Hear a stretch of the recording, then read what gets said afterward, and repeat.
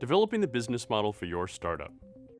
There's going to be 3 learning objectives during this module. First, what is a business model? Second, what does scalability mean? And third, what is the essence of a great pitch? 15 years ago, investors expected startups to spend great amounts of time writing long business plans filled with forecasts that were unlikely to ever be true. Today, sophisticated investors expect startup founders to focus on developing a business model for their startup, ideally one that scales. A business model is the collection of assumptions that must be true in order for your startup to generate a consistent profit. These assumptions include a precise description of the customers you will engage, the problem you will solve for those customers, the features of the solution to that problem, the messages and channels you will use to connect to those customers, and the economics around what and how you will charge for your solution and what it will cost you to provide it.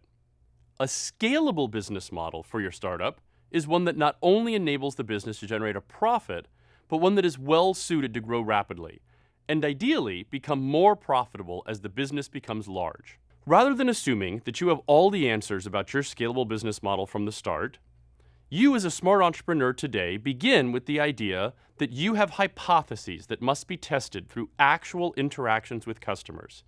It doesn't matter what you think. It matters what you can validate through hard data derived from actual customer interactions.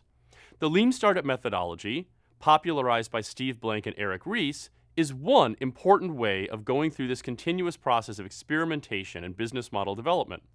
A Lean Startup approach to building your business pairs an iterative, experimental approach to developing an in-depth understanding of your customers and their needs and wants with a fast, flexible approach to building your product. The idea is that you build as little of your product as possible, test it with real customers, then make quick tweaks and changes to the product, and repeat.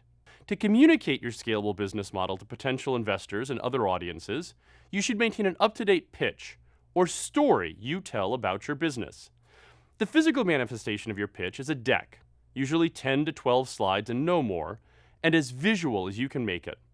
More important than the physical deck, though, is really developing a great story to tell.